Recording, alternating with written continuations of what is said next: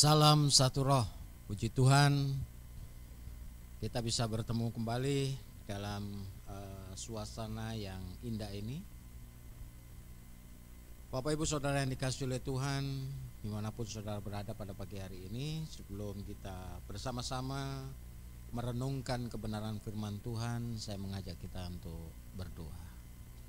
Bapa, di dalam nama Yesus Kristus Tuhan, kami bersyukur kepadamu kiranya Roh Kudus bekerja memenuhi setiap hati dan pikiran kami dan menguasai setiap kehidupan kami, sehingga dalam suasana ini Roh Kudus senantiasa memberikan pencerahan yang luar biasa.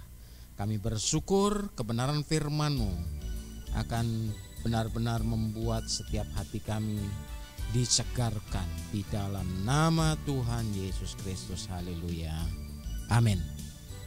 Saudara, harapan yang kita miliki adalah harapan yang pasti, harapan yang datang dari Tuhan, dan Tuhan adalah pengharapan satu-satunya buat kita. Kebenaran firman Tuhan di dalam Roma pasal yang ke-8 ayat yang ke-28 berkata bahwa kita tahu sekarang bahwa Allah turut bekerja dalam segala sesuatu untuk mendatangkan kebaikan bagi mereka yang mengasihi Dia, yaitu bagi mereka yang terpanggil sesuai dengan rencana Allah. Surat Roma ini merupakan surat Paulus yang paling panjang, paling teologis dan berpengaruh. Surat ini ditulis agar jemaat yang ada di Roma tahu bagaimana seharusnya bersikap terhadap keadaan mereka dan bagaimana sikap mereka kepada pemerintahan. Surat ini ditunjukkan kepada orang-orang bukan Yahudi, saudaraku. Surat ini ditulis Paulus saat berada di Korintus, itu di rumah Gaius. Sebab dikatakan juga di dalam ayat yang sebelumnya, ayat yang ke-18 dikatakan bahwa sebab aku yakin bahwa penderitaan zaman sekarang ini tidak dapat dibandingkan dengan kemuliaan Allah yang akan dinyatakan kepada kita. Saudara, kalau kita baca kebenaran firman Tuhan ini adalah bagian daripada hal yang sebelumnya. Kita harus memahami bahwasanya penderitaan zaman sekarang ini tidak dapat dibandingkan dengan kemuliaan Allah. Nah, itulah sebabnya di ayat yang berikutnya 28 tadi dikatakan bahwa Allah turut bekerja pada suatu saat sebelum penderitaan yang dialami jemaat yang ada di Roma. Begitu juga dengan apa yang terjadi di tengah-tengah kita saat ini. Banyak penderitaan zaman sekarang yang kita alami. Sebab apa? Firman Tuhan berkata semakin hari dunia bukan semakin baik. Ya, semakin hari dunia ini bukan semakin baik, tetapi semakin jahat. Nah, Bapak Ibu Saudara yang dikasihi oleh Tuhan, dan dipastikan banyak penderitaan yang terjadi di saat-saat ini. Contoh, ya, contohnya apa? Kalau kita lihat bahwa bencana COVID-19 misalnya, ya, ekonomi yang tidak stabil, cuaca yang ekstrim, kelaparan, peperangan, pemberontakan, dan masih banyak yang lain lagi. Ya, kalau kita perhatikan jelas Bapak Ibu Saudara yang dikasihi oleh Tuhan bahwasanya penderitaan sekarang ini jelas tidak bisa dibandingkan dengan kemuliaan yang akan kita terima. Ya. Baik penderitaan itu terjadi di bangsa kita, baik penderitaan itu terjadi di kota kita, Baik penderitaan itu terjadi di gereja kita, baik penderitaan itu terjadi di keluarga kita yang kita alami. Tidak sebanding dengan kemuliaan yang Tuhan akan berikan buat kita. Jadi jelas Bapak Ibu, kita ada sampai saat sekarang ini, itu bukan berarti bebas daripada penderitaan. Tetapi kita semua sama mengalami penderitaan dan pergumulan hidup masing-masing. Ya. Jadi masing-masing pribadi, masing-masing orang itu mengalami penderitaannya. Dan tidak sama, tidak selalu sama, ya. Tetapi yang saya mau katakan kepada Bapak Ibu, bahwa masalah dan penderitaan kita, Rasul Paulus itu mengajarkan kepada kita untuk selalu berharap dan melihat kemuliaan yang akan kita terima. Ya.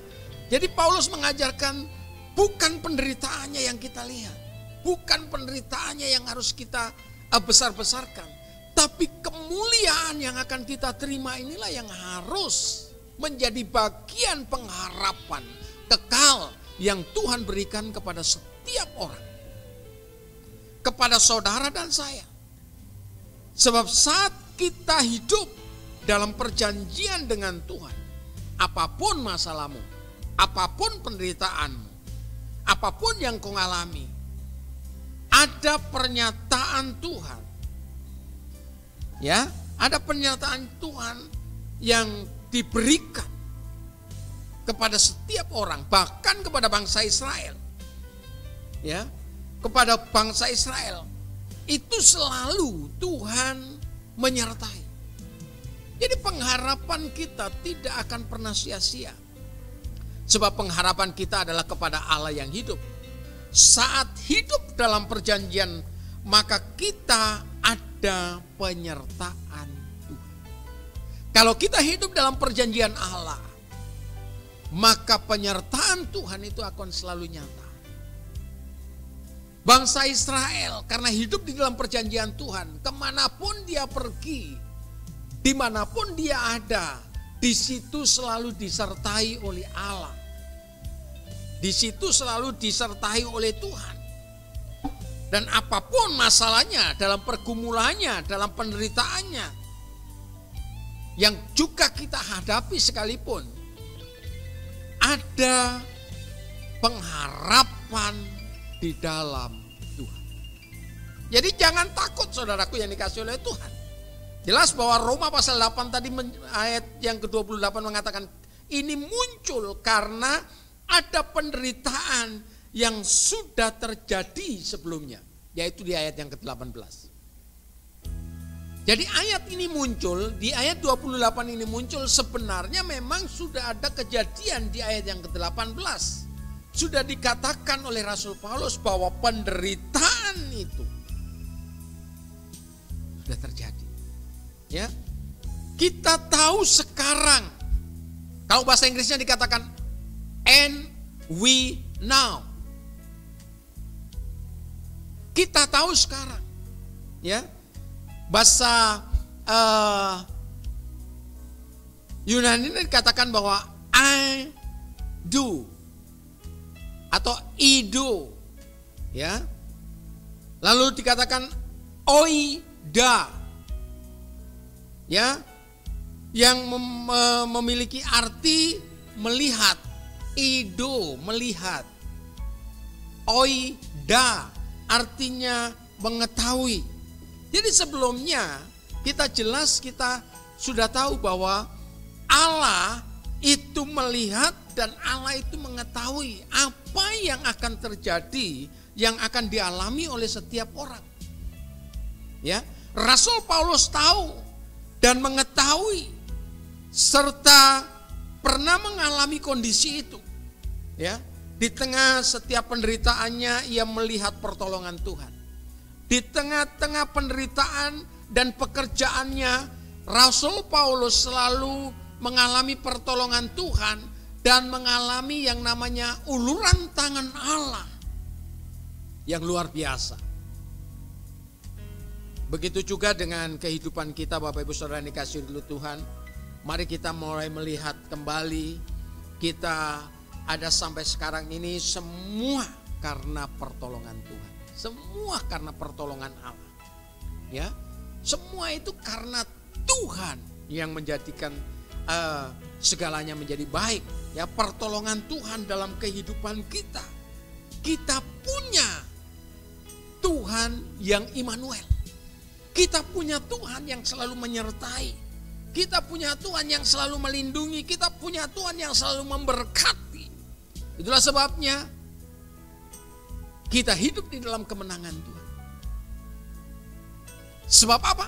Ada pengharapan kekal yang Tuhan berikan buat kita.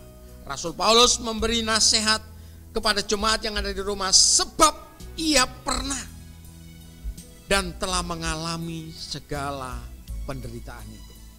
Satu ayat lagi saya akan mengajak di dalam, kalau kita baca, saudara nanti bisa baca sendiri dalam 2 Korintus pasal yang ke-11 ayat 23 sampai dengan 25. Katakan, apakah mereka pelayan Kristus?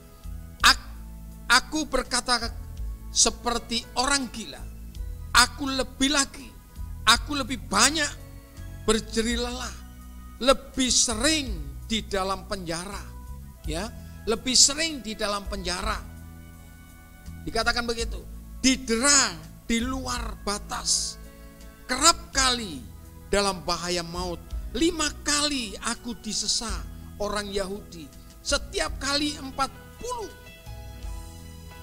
kurang 1 pukulan. 3 kali aku didera.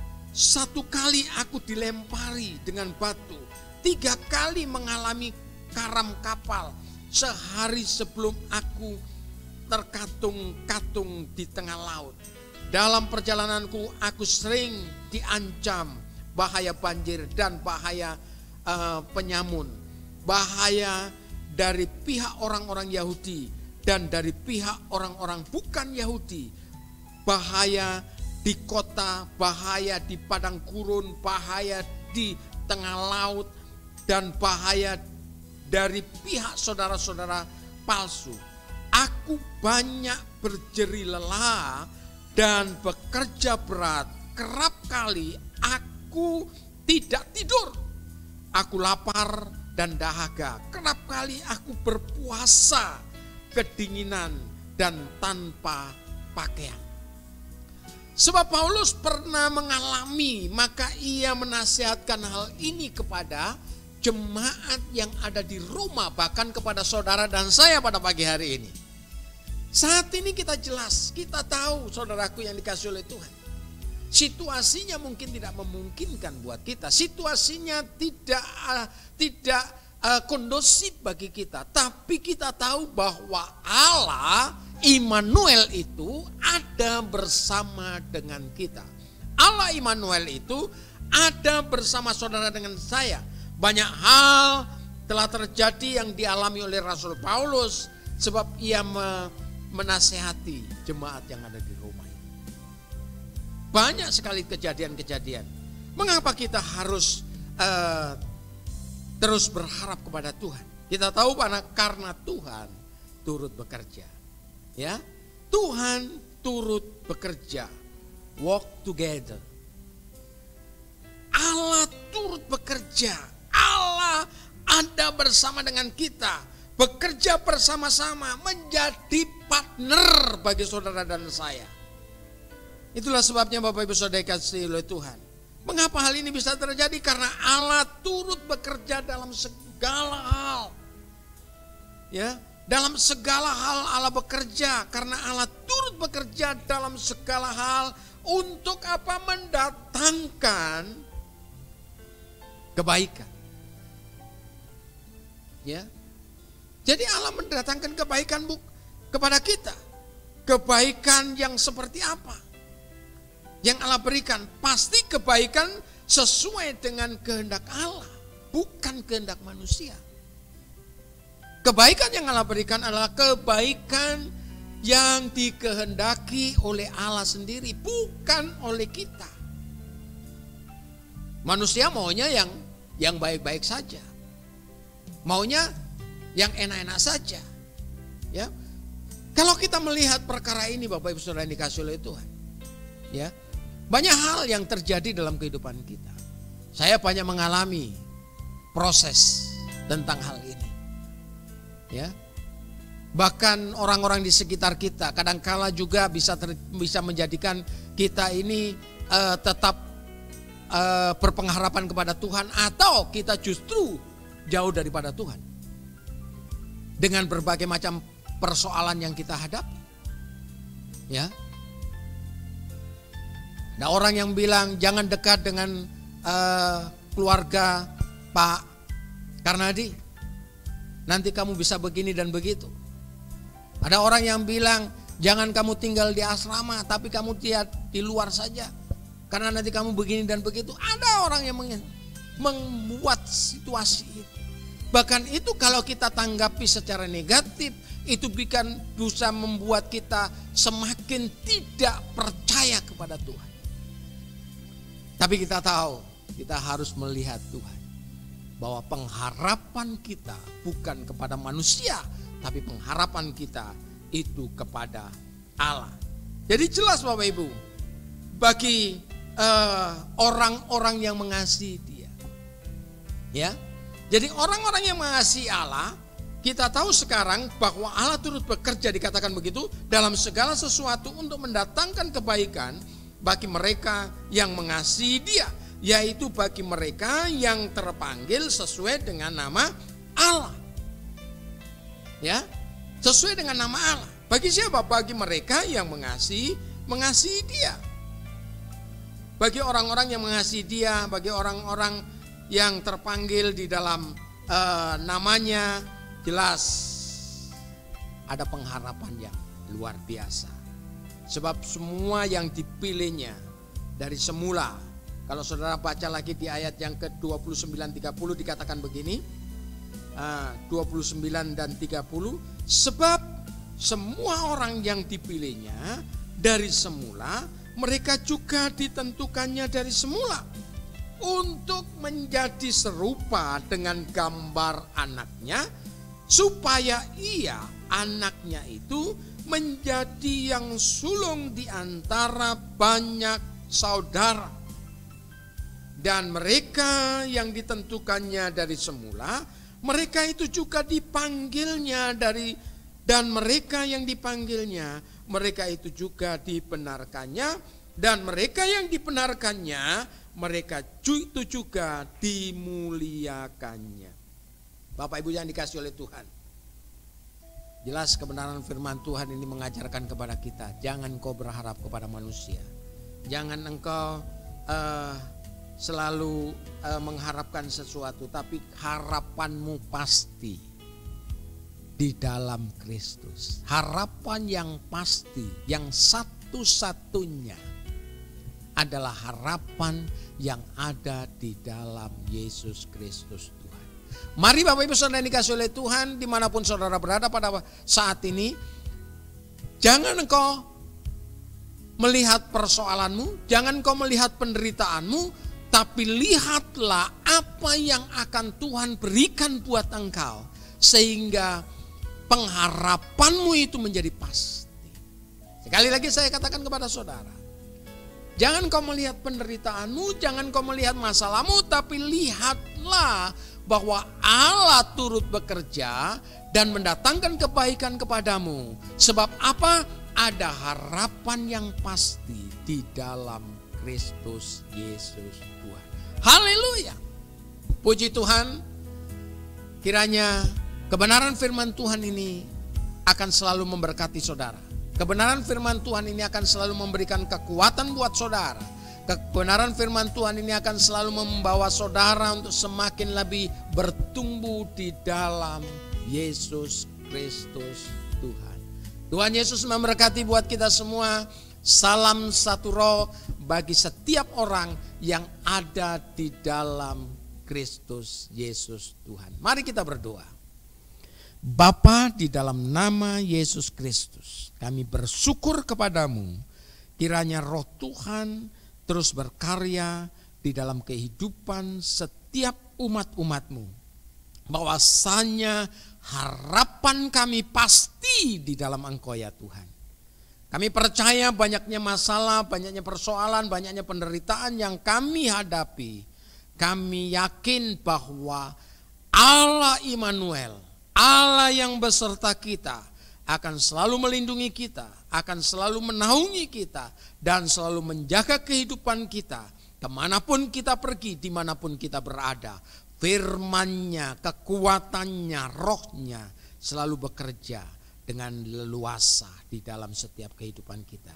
Kami bersyukur kiranya juga berkat anugerah di dalam nama Yesus Kristus Tuhan itu mengalir kepada setiap orang-orang yang percaya kepadanya.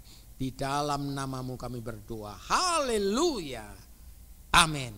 Tuhan Yesus memberkati.